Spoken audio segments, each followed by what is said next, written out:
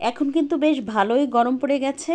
আর এই গরমের মধ্যে সারা দিন রোজা রেখে রাতের খাবার অথবা সেহরিতে এরকম হালকা মশলায় একটা তরকারি থাকলে কিন্তু খেতে বেশ ভালো লাগে। আসসালামু আলাইকুম, কেমন আছেন সবাই? আজকে আপনাদের সাথে শেয়ার করব কচি কুমড়ো দিয়ে অসম্ভব মজার একটা রেসিপি। ইনশাল্লাহ আপনাদের সবার ভালো লাগবে।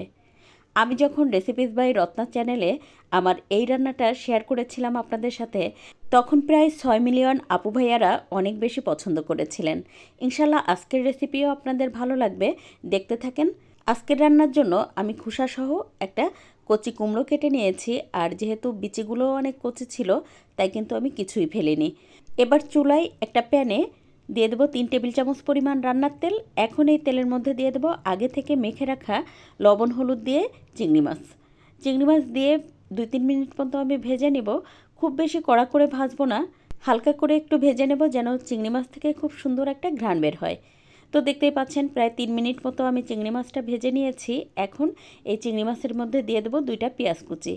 পেঁয়াজ কুচি দিয়েও আরও 1 মিনিট মতো ভেজে নিব যেন পেঁয়াজটা নরম হয়ে যায়। আর এই পর্যায়ে কিন্তু চুলার আঁচটা মিডিয়াম রেখেছি, নাহলে কিন্তু সব কিছু পুড়ে যাবে। তো এখন এর মধ্যে দিয়ে দিলাম 1 চা চামচ পরিমাণ আদা রসুন বাটা। তো দেখতে পাচ্ছেন আমি কিন্তু চিংড়ি মাছ আর পেঁয়াজটা একটুখানি আলাদা করে নিয়ে তারপর ওই যে বাকি তেল ছিল সেই তেলের মধ্যে কিন্তু আদা রসুন বাটা দিয়ে একটুখানি কষিয়ে নিয়েছি।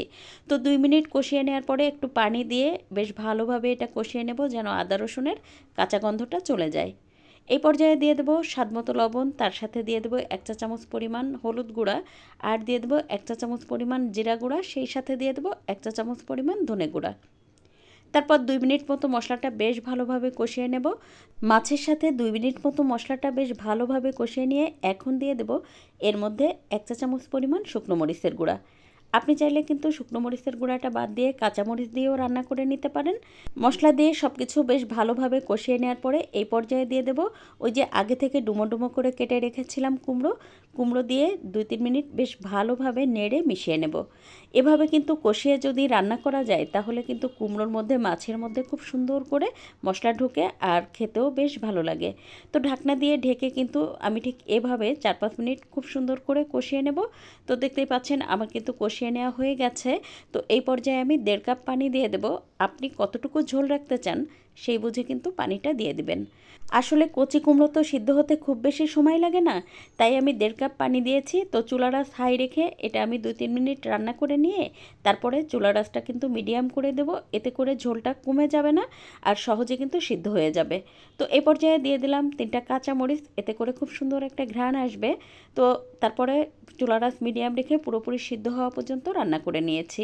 তো এর মধ্যে দেখতেই পাচ্ছেন আমার কিন্তু রান্নাও হয়ে গেছে আর ঝোলটাও কিন্তু বেশ খানিকটা কমে গেছে। নামানোর আগে ধনেপাতা দিয়ে নামিয়ে পরিবেশন করে আপনাদের সাথে শেয়ার করছি। আজকের ভিডিও যদি ভালো লাগে প্লিজ একটু শেয়ার করে দিবেন আর একটা লাইক দিয়ে পেজ ফলো করে পাশে থাকবেন। আজকের ভিডিও কে কোথা থেকে দেখছেন চাইলে কিন্তু আমাকে কমেন্ট করে জানাতে পারেন। এই রান্নাটা এত সিম্পল আর এতটাই সাধারণ, যেটা কম বেশি কিন্তু সবাই আমরা পারি যারা রেগুলার রান্না করি। কিন্তু তারপরেও যারা আমার নতুন আপুরা আছেন, মানে নতুন রাঁধুনি আপুরা, ওনারা কিন্তু এই ধরনের রান্না দেখতে চান, মানে আমরা রেগুলার যে সাধারণ রান্নাগুলো করি সেই রান্নাগুলোই দেখতে চান। আজকের ভিডিও ইনশাল্লাহ আপুদের ভালো লাগবে। আজ এ পর্যন্ত, কাল আবার নতুন কোনো ভিডিও নিয়ে দেখা হবে। সে পর্যন্ত সবাই ভালো থাকবেন, সুস্থ থাকবেন। আল্লাহ হাফেজ।